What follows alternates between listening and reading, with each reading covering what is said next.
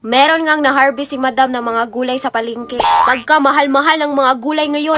Gusto ko sanang magulay lagi para healthy. Pero high blood ka naman sa presyo, oy! Ang nakakatawa dito, bumili pa ng malunggay si madam. Wala na kasi siyang manakaw na malunggay dito sa kapitbahay niya. Lahat ng gulay sa bahay kubo andito na. Dahil kompleto tong mga gulay at ricados, naguguluhan na siya kung ano yung unang tatadtarin niya. Hay nako, tadtarin mo na lahat yan madam.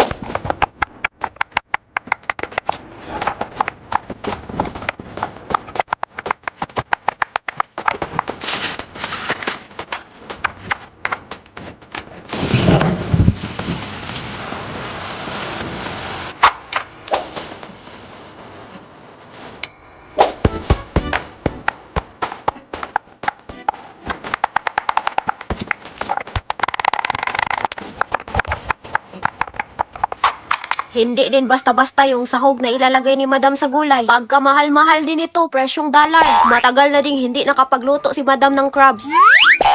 Madami tayong tatanggalin dito sa crabs na to. Hindi ko alam kung anong tawag nito pero dapat tatanggalin nyo yan. Syempre, pati na din itong tali. Abay, dapat tanggalin yan. Kasi hindi naman yan kasama sa kakainin. Hindi lang basta linis ang ginawa ni madam dito. Talagang nilabhan niya ng todo. Ewan ko na lang kung hindi pa matatanggal tong dalikdik ng crabs nito. Basta binrush ni madam ng todong-todo hanggang sa naubusan na siya ng energy. Ses, hindi naman ganyan si madam. Kung wala pa yan nagbideo, paniguradong luto na yung crabs na yan. Pagkatapos hinugasan, abay chinek pa kung may naiwan pa bang dumi sa kilikili, sa kamay at sa paa. Kumpletong-kumpleto na tong imekos-mekos ni madam. Hindi ka pa pwedeng magpaalam madam kasi magluluto ka pa. Sinalang na ni madam yung pangmalakasan niyang kawali. Tapos naglagay na siya kagad ng used oil. Binuhos na lahat yung mga ricados. Hinalo hanggang sa maluto. Tapos isa-isa nang nilunod yung mga gulay.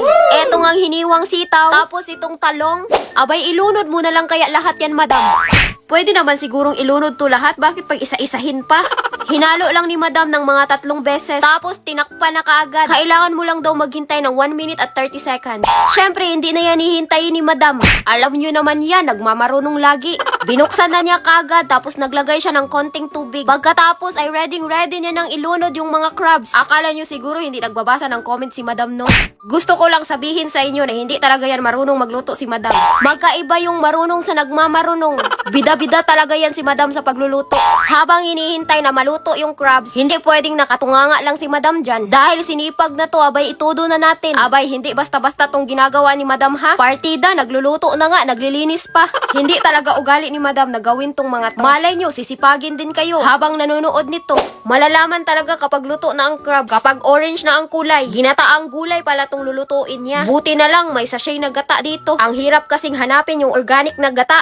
Kung ano lang yung bakante dito sa mansyon, yun lang talaga yung ihahalo niya. O diba, magkakulay lang naman to sa organic na gata. Sige nga, tikman mo nga madam.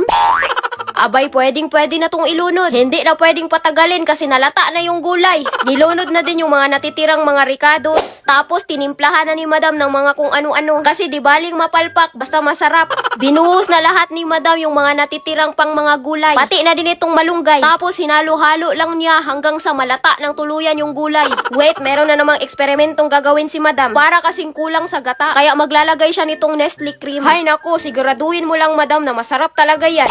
Ewan ko kung anong kinalabasan ng lasa nito, no? Pero nalata na talaga yung gulay, madam. Tikman mo na yan, madam, para magkaalaman na. Ano, madam? Masarap ba? Hindi na makapagsalita tong madam nyo. Hindi na yan tikim, madam. Mukbang na yan. Perfect! Woo!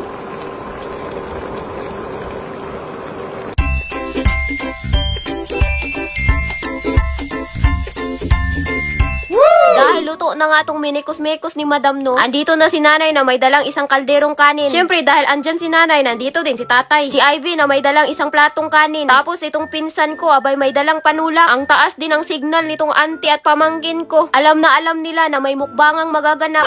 Dahil andito na kagad tong mga angkan ko, abay kainan na.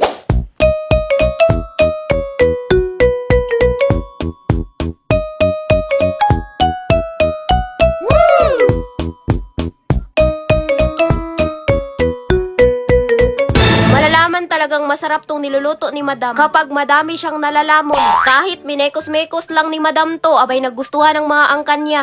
Abay pati na din tong madam nyo. Pagka sarap-sarap ng kain nito. Paano ba yan? Masarap na naman tong naluto ni madam.